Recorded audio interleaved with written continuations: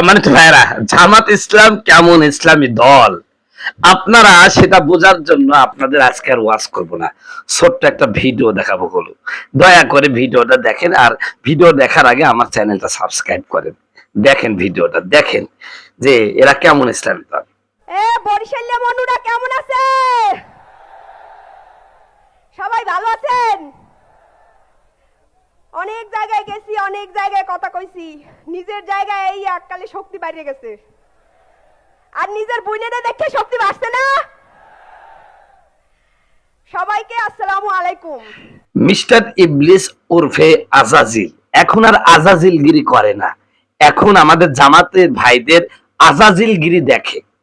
আবারও বলছি শুনেন, মিস্টার আজাজিল এখন আজাজিলগিরি করে না, বরং আজাজিলই এখন জামাত ইসলামের আজাজিলগিরি দেখে। কি আশ্চর্য!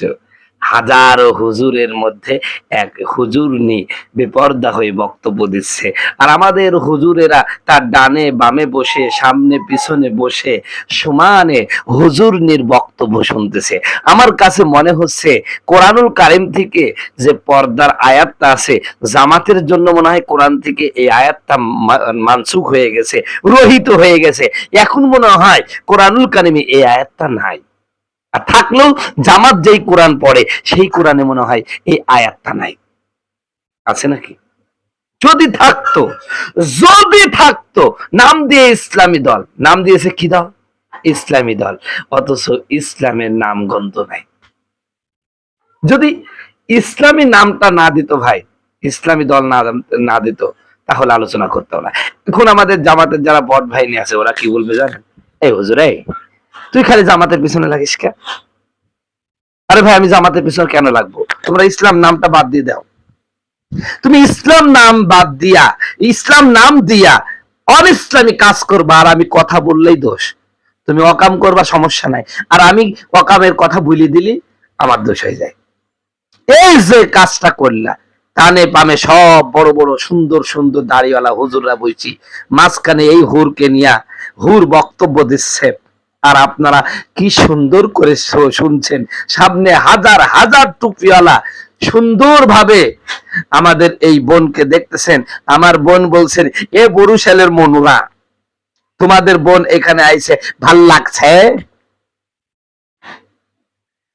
আমি তো দেখলাম যে ওখানে যত শ্রোতা আছে, একটা শ্রোতাও তার বক্তব্যের দিকে তাকানো নাই, তার সৌন্দর্যের অবলোকন করছেন, সুন্দর অবয়ব দেখতেছেন।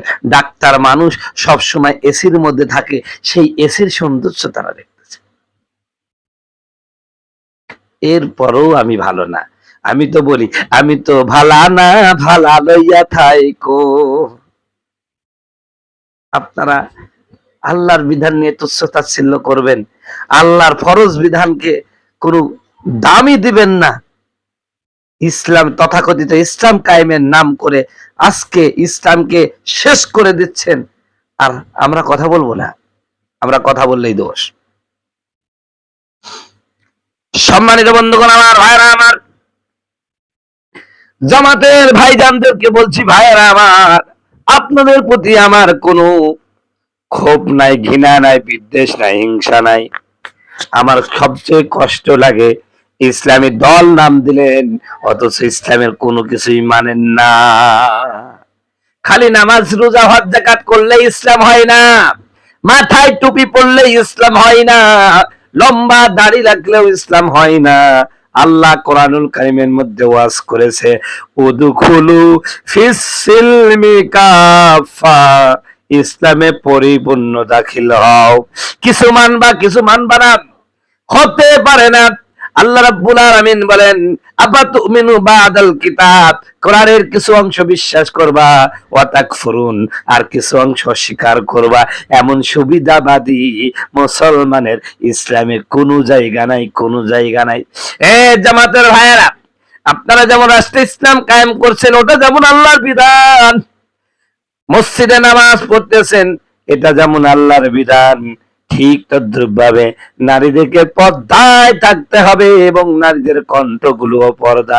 আল্লাহ রাব্বুল আলামিন বলেছেন, কোরআনুল কারীমের মধ্যে বলছেন, ইয়া আইয়ুহান নবী কুল আল্লাহ রাব্বুল আলামিন বলছে ইয়া নিসাআন নবী লাস্তুন্না কাহাদিম মিনান নিসা ইনিত্তাকাইতুন্না ফালা তাখদানা বিল কওল। আল্লাহ বলতেছেন ও নবীর স্ত্রীরা, এখানে আমার জামাতের ভাইরা বলতে পারে হুজুর এখানে তো নবীর স্ত্রীদের কথা বলেছেন, আমাদের স্ত্রীর তো কথা বলেন নাই। প্রিয় ভাইরা আমার, তখন সম্বোধিত ব্যক্তি নবীর স্ত্রী ছাড়া কারাই বা ছিল? সর্বপ্রথম কথা হলো আরেকটা, এইখানে আল্লাহ রাব্বুল আলামিন নবীর স্ত্রীদেরকে বলেছেন খবরদার তাখদানা বিল কাউল, কমল কণ্ঠে মিষ্টি কণ্ঠে, মনুরা ও মনুরা আমাদের দেখে কেমন লাগছে, এইরকম সুন্দর ভাষায় কথা বলো না। নবীদের স্ত্রীদেরকে আল্লাহ নির্দেশ করছেন, যেখানে আল্লাহ রাব্বুল আলামিন নবীর স্ত্রীকে এই কথা নির্দেশ করেন, অথচ সমস্ত নবীদের, আমার নবীর সমস্ত স্ত্রীরা আমাদের মা, মায়ের সাথে বিবাহ করা হারাম। আমার মায়ের সাথে বিবাহ করা যেমন হারাম, নবীর স্ত্রীদের সাথে আমাদের বিবাহ করা তেমন হারাম। সেই নবীর স্ত্রীদেরকে আল্লাহ রাব্বুল আলামিন যদি নির্দেশ করেন তোমরা তোমাদের কণ্ঠ কমল কণ্ঠে কথা বলো না, সেখানে ও হুজুর তুমি ইসলামী দল নাম দিয়া নেত্রী বলতেছো নারী নেতৃত্ব হারাম, সকালে বলো নারী নেতৃত্ব হারাম, দুপুরে বলো নারী নেতৃত্ব হারাম, রাত্রে বলো নারী নেতৃত্ব হারাম, অথচ দিনের বেলায় দিবালোকে হাজার হুজুরের সামনে তুমি এক নারীকে তুলে দিয়া তার বক্তব্যের সৌন্দর্য অবলোকন করছো। এটা কি জায়েজ হলো? আল্লাহ রাব্বুল আলামিন বলেন ইয়া নিসাআন নবী লাস্তুন্না কাহাদিন মিনান নিসা, তোমরা সাধারণ নারীদের মতো নও। ইনিত্তাকাইতুন্না, যদি আল্লাহকে ভয় করে থাকো, ফালা তাখদানা বিল কাউল, তাহলে কবল কণ্ঠে মিষ্টি সুরে আকর্ষণীয় ভঙ্গিতে মেয়েরা তোমরা পুরুষদের সাথে কথা বলো না। ইনিত্তাকাইতুন্না ফালা তাখদানা বিল কাউল। আল্লাহ রাব্বুল আলামিন বলছেন আকুল্লা কাওলাম মারুফা, বরং ন্যায়সঙ্গত কথা বলো। কারণ কি অনেক পুরুষ আছে নারী কণ্ঠ শুনলে নিজেকে স্থির করতে পারে না, তাদের অন্তরে নারীর প্রতি যে আকর্ষণ ওটা জেগে উঠবে। আরে ভাইরা, নবীর স্ত্রীদের যদি এই নির্দেশ হয় তাহলে তোমার বউ আমার বউ আর তোমার নেত্রী আমার নেত্রীর অবস্থা কেমন হবে? আরে এই কথা ওয়াজ করলে কওমিরা কিছু বুঝে না, বুঝে না, ওরা মূর্খ, সাত দেওয়ালের মধ্যে থাকে, এরা কিছু বুঝে না, কারে বুঝে না, সব বুঝে ওই জেন্টলম্যান খোসা দাঁড়িয়ালারা। আরে ভাই, চরম জামাতের সবচেয়ে বড় সমস্যা, এরা আবির হওয়ার পর্যন্ত, যত পর্যন্ত আকাম কোকাম আছে, প্রতিদিন দাড়িগুলোকে, এত দাড়ির প্রতি তাদের অফিসার ভাই, দাড়ি সবচেয়ে সমস্যা, খালি খুসায় খালি খুসায়। যেই আমির হয় তখনই দাড়িটা এতটুক করে বলে, মানে এটা দাড়ি লম্বা হওয়ার জন্য আমির হওয়া সত্য। জামাতের দাড়ি লম্বা হওয়ার জন্য কি সত্য? আমির হওয়া সত্য। বর্তমান যিনি আমির আছেন ডাক্তার শফিকুর রহমান, উনিও কিন্তু সপ্পন করতো, আগে একটু দাঁড়িয়ে রাখতো, সেই আমির হয়ে গেছে, তখন একটা সুন্দর দাঁড়িয়ে রেখে দিয়েছে। এই জন্য আমি আল্লাহর কাছে দোয়া করি, আল্লাহ জামাতের যত কর্মী আছে একটাকে কর্মী রাখো না, সব আমির বানায় দাও, কমাস খান দাড়িটা যেন লম্বা করে। কিন্তু আমির হওয়ার পর আর একটা সমস্যা, নারী দেখলে চোখের হেফাজত করে না।